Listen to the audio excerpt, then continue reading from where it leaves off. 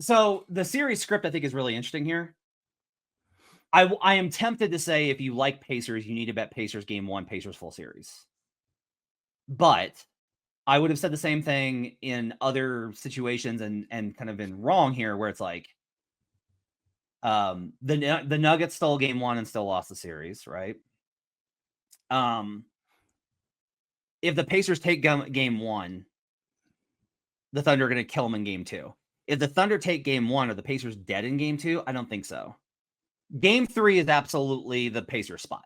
That's it. Like, that's the, and like, you will probably not. Most of us, I think, will probably be on Pacers in that game. The markets, they're, especially if it's 2-0, I'm going to love Indiana in that spot. I'm going to be on the money line because the market's going to be so far ahead of OKC at that point. And like, I've made some adjustments from a home court perspective to move this more towards that I think are authentic, that have also moved this more towards market. However, like, game 3, I think, is a great Pacers spot. Game 1 needs to be a Pacers spot if they're going to win the series, and you'll hear about 700 of us telling you why that's a bad idea to bet the Pacers in game 1. You'll hear more about that in the coming days. So, like, but they can take game 2. If you like Indiana to be competitive in this series, a good bet might be 2-1 after 3 games. You cash, you're going to get a huge, like a pretty good number on it. I don't have it in front of me.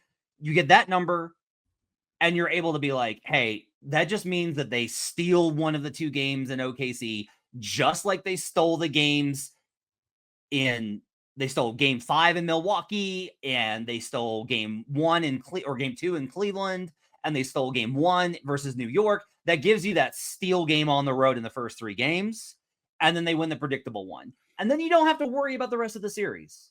You don't have to deal with the fact that the OKC is going to stomp in game 5. You don't have to deal with it with what happens in either of the other outcome in the one that they lose. If you think Indiana is live, I think 2-1 after 3 games is probably one of the best ways for you to bet this, rather than betting them +1.5, +2.5, or whatever else. Just get there on, they're going to take one of the first 2, and they're going to take game 3. That to me is like the best series flow for the Pacers to be, for like, oh, hey, we got a series. That to me is what that looks like. I do not see this series, Brandon, even outside of, there's obviously black swan events and injuries and stuff like that, but I do not see a scenario where Indiana goes down 0-2 and comes back to even the series. I do not see that. Yeah, I see, as far as series game flow, this is not an area that I usually focus as much on as you. In this particular series, I ended up focusing more on it because I see 2 real key problems for Indiana. Oklahoma City at home and Oklahoma City in game 1. So let me give some of the numbers on both of those. We talked last round on a couple of our post-game shows, the huge swing from Oklahoma City home versus on the road in the playoffs so far. Only in the playoffs, so smaller sample. Oklahoma City at home so far in the playoffs is plus 24.7 net. An ungodly number. Like, you can't even translate that into an 82-game pace. It'd be like 100 wins over an 82-game pace or something stupid. They're 8-1. They lost the Denver game 1, but again, they were way up in that one and gave it away late.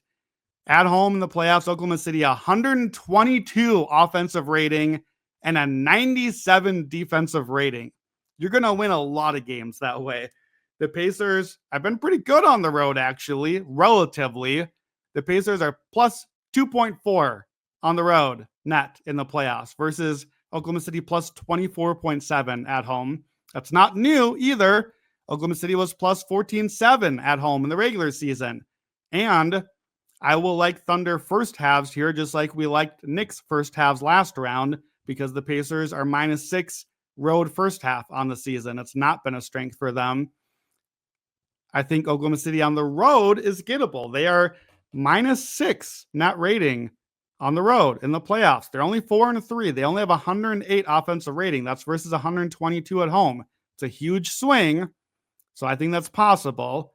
But we probably are getting at least 5 games, and game 1, 2, and 5 are in Oklahoma City. If Oklahoma City is 3-0 in those games, it gets dark very quickly, no matter how good Indiana is at home. So that's the first problem. The second problem, I'm going to give you some of those game 1 stats real quickly. Over the last 2 decades, the home team in game 1 in the NBA Finals is 16-3 against the spread. Bet the home team in game 1 of the finals. They earned it all season. They're the best team. This is what you play for. It is one of the best bets in sports. That team is 17-2 straight up. They've lost only twice in 2 decades. And home game 1 NBA Finals favorites of over 5 points are 12-0 straight up by 13.5 points a game, all but 2 double-digit winners. The only team that didn't cover was the 2018 Cavs, who got swept, but what it took for them to cover, which they covered by like a point in overtime, was the LeBron 51 8-8 game that some people regard as literally the greatest game ever, by who many regard as the greatest player ever. That's the J.R. Smith game, right? That's that game. That's what it took to cover a game 1, to cover and lose, but to cover a game 1 spread against a favorite this big at home. So if the Thunder win game 1 at home because of the history and steal that Indiana advantage they've had, and then they win game 2 and go up 2-0, and if they can win a closeout game in game 5, they only need 1 win in Indy, and that's it. 1, 2, 3, 4, that's the wins. So Matt, that's my best bet for the series, is I'm going to take the Thunder to win the series in 5 with a loss either in game 3 or game 4 in Indiana. Here's how to bet that. You got to find a book that lets you bet exact outcomes. So you want either win-win, loss in game 3, win-win, that's plus 710, or win-win-win, loss in game 4, gentleman's sweep, trademark you, win in game 5, that's plus 880. Now, if you want, you could just bet Thunder minus 2.5. That's Thunder in 5 or less. That's somewhere close to even odds, probably minus 120 at most books. That's about 55%. I'm sacrificing, as I love to do, just over half of the outcomes there. I'm going to sacrifice the sweep. I'm going to sacrifice the Thunder lose one of the first 2 at home, but then win out the rest of the way. I'm giving up those outs. I think the Thunder dominate at home, win 1 of the 2 on the road, and I'm getting an implied 23% plus 344. I'm going to take those 2 exact outcomes. Thunder win the first 2, lose either of the next 2 games, close out in game 5. That is my bet for the series. Why not both? Why? I know that it's about those like tiny margins on the ROI. I get it, but you're getting such good value on the exact score. Why not buffet it with covering the variance by taking the minus 2.5?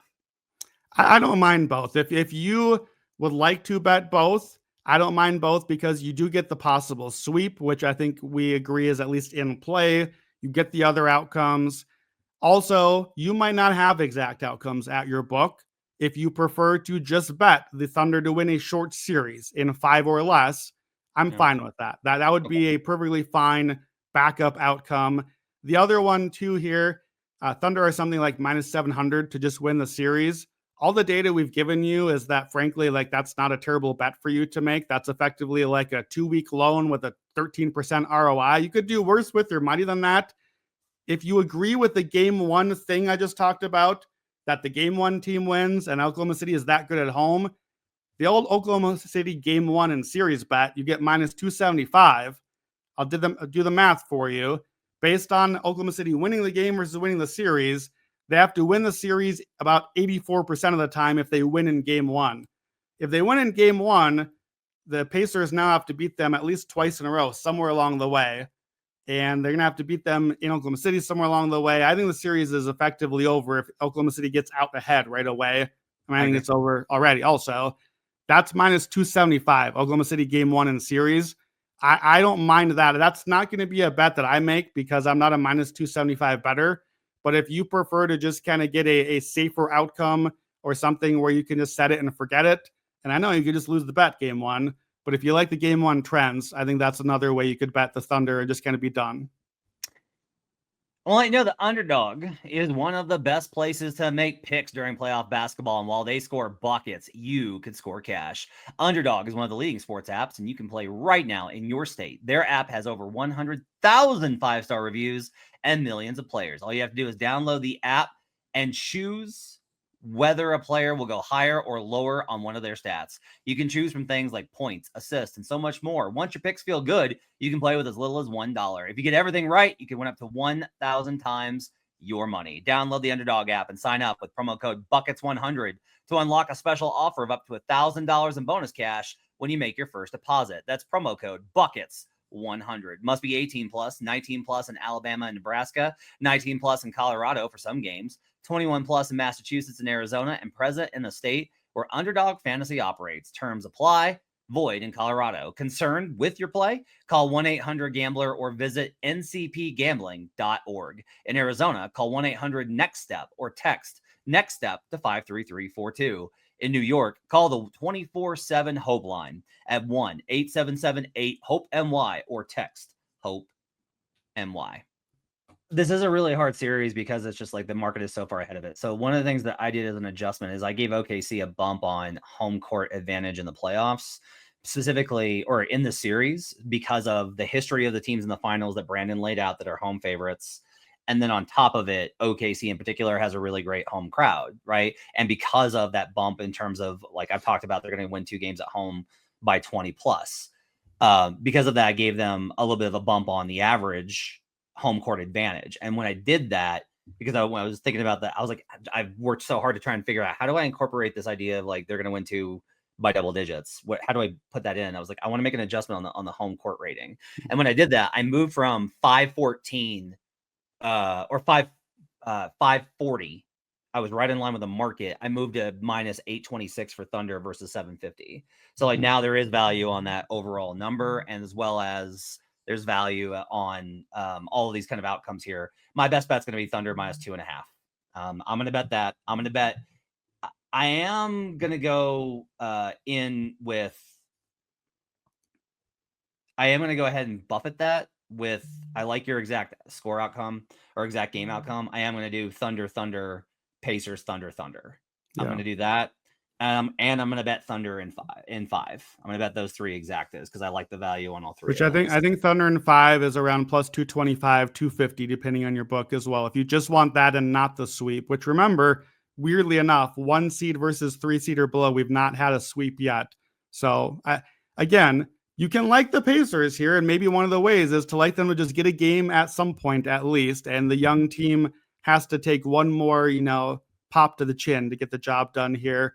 Couple other trends I mentioned: Oklahoma City first halves because of Indy's road struggles in the first half. I think that's an angle. Game 1, 2, 5, etc. Don't be afraid if you like the Thunder in a game. Don't be afraid to bet them to cover even what feels like a high line. It's minus 9.5 in game 1. In the regular season, the Thunder won 79% of their games by double digits. So that's going to cover that line for you. It'll do just fine. 8 of 12 in the playoffs of their wins have been by double digits. That's 67%, not so far down. Half the Oklahoma City wins have come by 19, 26, 30, 32, 43, and 51. As always, with these Thunder, if there is a spot you really like them, if the Pacers take game 1 and we're like, oh man, smash spot game 2 for the Thunder, smash spot for the Thunder is not the cover. Smash spot is line up the alts and start firing away. Like if you like the Thunder, lay the number and lay the alts and make it worth your time because they've been hitting and covering those often all year and in the playoffs. Average margin of victory for home favorites in game 1 is 10.2. Average ATS differential is 4.3. Yeah, I mean, like I said, we would like it if OKC or if there was like a way here to get value on the Pacers. We'd be all about it. But the analysis, like I've made the argument, I'm higher on Pacers than Brandon is, and I'm still telling you the gaps to here is too much. I have the Thunder power rated at somewhere around 9.6 currently, as their team's better than, as the average score better than actually I'm at 10.9 versus an average team on neutral court. And then Indiana, I have it +6. That's really good. +6 is really good. It's great. Not 10.9. Not plus OKC's, 10. OKC's better. But you know what? If we'll be wrong, then we'll find ways to bet that too. That's Brandon Anderson. You can catch us on our series props pod Tuesday night, 10:30 Eastern. Be sure to catch us. By the way, my favorite bet of the series, I'm sure will shock you to learn, it's not the exact outcome from this one. It's a series bet tomorrow. So be sure to catch us Tuesday night. Everybody that failed on the 50-1. It's not 50-1, he's told me, but he's going to love it as well. So make sure to check that one out, 10:30 Eastern on Tuesday night. We will have best bets on Wednesday. We'll have the bet extravaganza on Thursday. We'll have pregame show on Thursday. We'll have postgame show on Thursday. Buckets continues for the NBA Finals. My thanks to Brandon Anderson. My thanks to David Payne. My thanks to Gifford Gould. We'll see you guys again next time. Till then, let's get buckets.